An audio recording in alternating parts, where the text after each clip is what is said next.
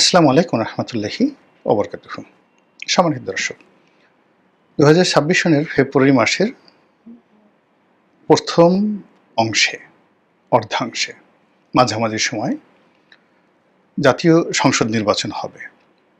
এরকম একটি আশার আলো নিয়ে বিএনপি মহলে নিদারুণ উচ্ছ্বাস এবং বিএনপি যারা প্রতিপক্ষ তাদের মধ্যে নিদারুণ ক্ষোভ আর জনগণের আশা আকাঙ্ক্ষা, এটা নিয়ে সন্দেহের দোলাচল। আসলে কি ২০২৬ সনের ফেব্রুয়ারি মাসে নির্বাচন হতে যাচ্ছে? নির্বাচন কি হবে? হওয়া কি সম্ভব? ডক্টর মোহাম্মদ ইউনূস কি তার কথা রাখবেন? কিংবা তিনি কি কথা রাখতে পারবেন?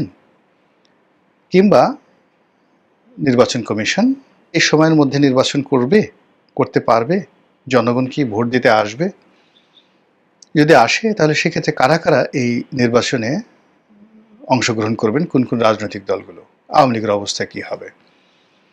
এরকম অসংখ্য বিষয় নিয়ে পথে ঘাটে মাঠে আলোচনা হচ্ছে, সমালোচনা হচ্ছে। আর তারই প্রেক্ষিতে আজকের যে বিষয়বস্তু, সেই বিষয়বস্তুতে একেবারে কোনো রকম খোলামেলা, মানে কোনো রকম রাগঢাক না করে খোলামেলা যে কথাটি আমি বলতে চাই সেটা হলো আমার যতটুকু বোধ রয়েছে, অনুভূতি রয়েছে, যতটুকু বুদ্ধি রয়েছে, কিংবা এই রাজনীতি নিয়ে সেই বলতে গেলে আমার জীবনের যতটুকু ক্ষুদ্র অভিজ্ঞতা রয়েছে, আমার কাছে মনে হচ্ছে না যে ২০২৬ সনের ফেব্রুয়ারি মাসে একটা নির্বাচন হবে।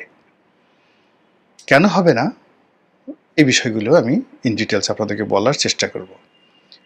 প্রথমত, যদি ধরেন আপনি সরকারের কথাবার্তা, এ যাবৎকালে সরকার একটা কথা বলেছে এবং সেই কথাটি বাস্তবায়িত হয়েছে, অথবা সরকারের প্রতি বিশ্বাস স্থাপন করে জনগণ এখন পর্যন্ত কোনো সুফল পেয়েছে দেখিনি। তো প্রাথমিকভাবে একটা মানুষের সবচেয়ে বড় পরিচয় হলো তার জবান।